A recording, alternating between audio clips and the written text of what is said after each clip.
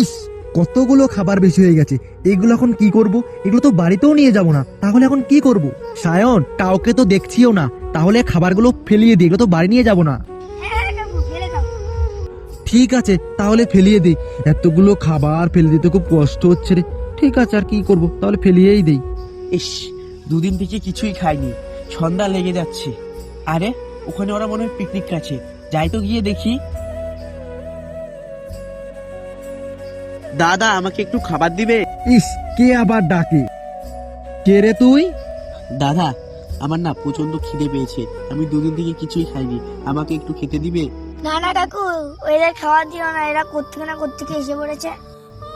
দাদা, খাবার থাকলে দিন না, আমার প্রচন্ড খিদে পেয়েছে। সায়ন, ওগুলো তো আমরা ফেলেই দিতাম। যদি একজন মানুষ খায় তাহলে সেটাই তো ভালো, ফেলে দেওয়া ভালো। ফেলে দিলে তো খাবারটা নষ্ট হয়ে যাবে, তার থেকে বরং এই লোকটি খেয়ে আমাদের আশীর্বাদ করবে। ঠিক আছে, চলো দিয়ে